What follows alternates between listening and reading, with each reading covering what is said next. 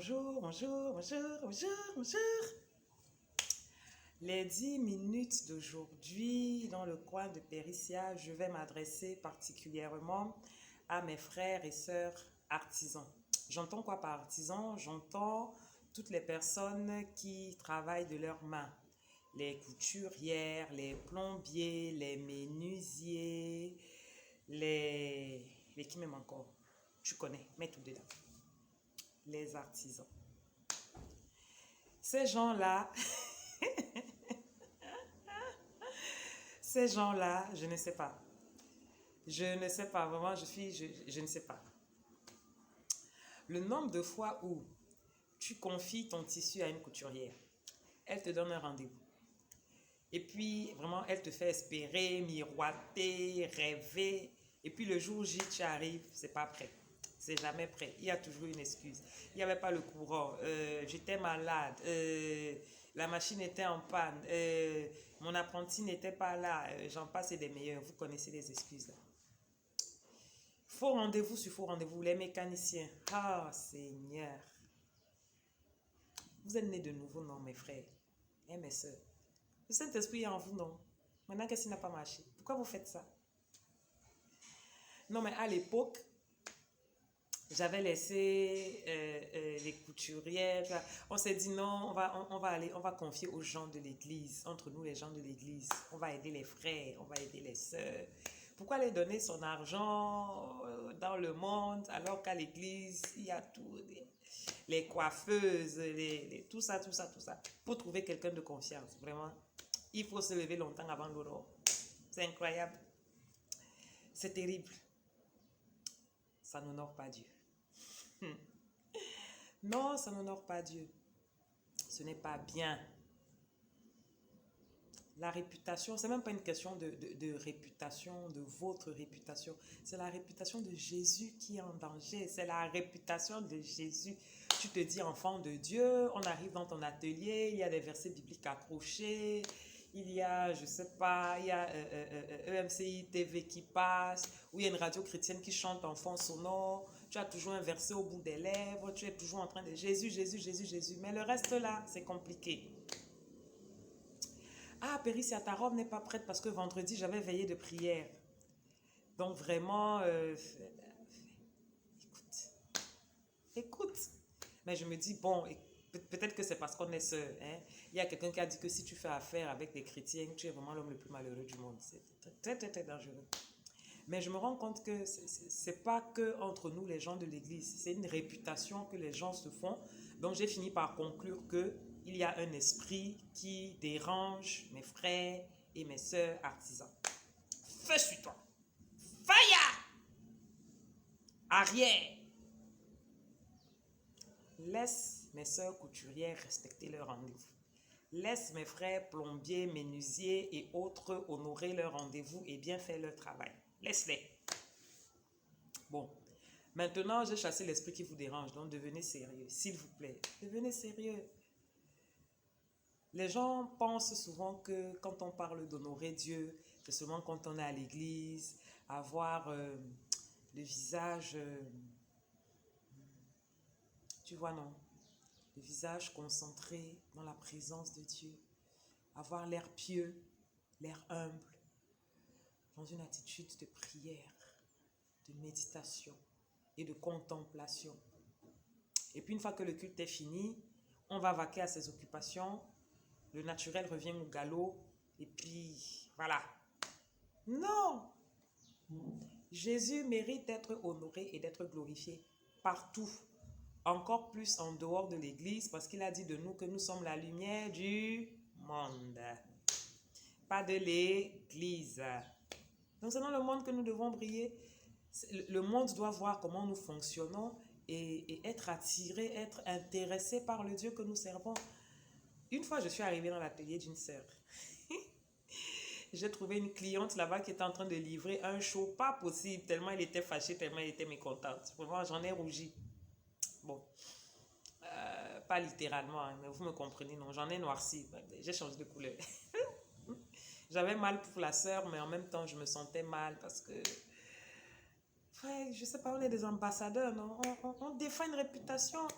On représente le royaume des cieux. Faisons ça bien. Maman, papa, faisons ça bien. Paul disait aux Corinthiens. Je pense que c'est 1 Corinthiens 5,31. Bon, ça vient de me venir là comme ça. Si ce n'est pas la bonne référence, je vais vous mettre ça à côté. Il disait, quoi que vous mangez, quoi que vous buviez, et quelque autre chose que vous fassiez, faites tout pour la gloire de Dieu. Là, je n'ai pas paraphrasé. Je reconnais le verset par cœur. C'est la référence qui fait sourire Jean dans ma tête. Faites tout pour la gloire de Dieu. Quand tu t'habilles le matin, que ce soit pour la gloire de Dieu. Quand tu parles à quelqu'un, que ce soit pour la gloire de Dieu. Ce n'est pas facile tous les jours, je sais. Mais souvent, même quand la moutarde veut monter là, souviens-toi que Dieu doit être glorifié. Donc, même dans ton travail, fais-le pour la gloire de Dieu. Je vais vous raconter une anecdote. Ah, j'en ai comme ça là. Des tonnes. Donc, un matin, je suis dans mon lieu de service à l'hôpital. Tôt, hein, il devait peut-être les 8h, 8h30. Et puis, on reçoit un malade qui venait d'un autre hôpital qui nous avait été transféré par ambulance. Donc, je reçois le malade, je l'installe et tout. Je fais attendre la famille pour m'entretenir avec eux après. Je parle avec le collègue qui a transporté le malade de l'hôpital où il venait à mon hôpital à moi. Et à la fin de la conversation, au moment où on est sur le point de se séparer, il me dit, mais docteur, tu sais, je te connais. Ah bon? Ah bon? Je dis, mais pardon, moi je ne te reconnais pas. Il me dit, non, mais tu ne peux pas me connaître. Je dis, mais tu me connais où? Il me dit, mais je te vois à l'église. Ah bon? Il dit, oui, je te vois à l'église. Je te vois à l'église, je te vois quand tu conduis la prière, je te vois quand tu modères. Je lui dis, ah ok, gloire à Dieu. Il me dit, mais en fait, aujourd'hui c'était un test parce que souvent quand on voit les gens de loin, on a une certaine image d'eux. Et c'est vrai que les conditions du transfert du malade étaient un peu abracadabrantes. Je vous épargne les détails. Il me disait donc, au vu de ces conditions-là, je n'ai pas voulu me présenter tout de suite. Je voulais voir comment tu allais réagir, comment tu allais te comporter, pour voir si vraiment tu es à l'image de ce que tu renvoies quand tu es à l'église. Quand il m'a dit ça, mes bras me sont tombés. Bon, je ne vous cache pas, hein. Le jour-là, quand j'ai reçu le mandat, j'étais énervée. J'étais fâchée. Je respirais fort. J'avais un macabo gros comme ça, là, mon goût, j'avais un goût qui avait gonflé, j'étais fâchée. Parce que le malade avait été transféré dans des conditions, vraiment, c'était terrible. Son dossier n'était pas complet. Il était dans un état fâcheux, moribond. C'est-à-dire, c'est comme si on l'avait arraché de l'autre hôpital et puis on était venu le jeter chez nous pour qu'on lui sauve la vie. Donc, j'étais très fâchée. Mais je m'étais dit, bon, c'est pas de la faute de la famille. Les pauvres, ils font ce qu'ils peuvent, ils savent pas. C'est pas non plus de la faute de celui qui l'a transporté parce qu'on a juste appelé la société d'ambulance pour le faire voyager. Mais vraiment, j'étais très fâchée. Donc, quand il m'a dit ça, je me suis dit, ah Seigneur, j'ai rendu grâce à Dieu. Parce que vraiment, je dois avouer que la patience, c'est pas mon fort. La maîtrise de soi, j'y travaille tous les jours. Mais que j'ai réussi à me contenir pour cette circonstance et que ce frère en ait témoigné, c'était vraiment... On a parlé, on a continué de parler, on a parlé d'autres choses concernant l'église, concernant la foi et tout ça là. Donc c'est pour dire que on glorifie Dieu partout. Il faut vraiment faire très attention. Ce n'est pas parce qu'on se connaît, parce qu'on est entre nous. C'est vrai, aujourd'hui, j'accuse les artisans, mais même les clients ne sont pas faciles. Tu vends quelque chose à une sœur qui est chrétienne pour qu'elle te paye. Maman, pour qu'elle te donne ton argent. Tu vas conjuguer, c'est que tu vas parler en langue, ta part va venir. Tu vas conjuguer toutes sortes de verbes. Tu vas prier. Donc, en fait, c'est pour dire que quoi que ce soit que nous faisions, faisons tout pour la gloire de Dieu. Il faut que Jésus soit honoré dans tout ce que nous faisons. Mes frères artisans, faisons les choses bien. Remplissons bien nos contrats.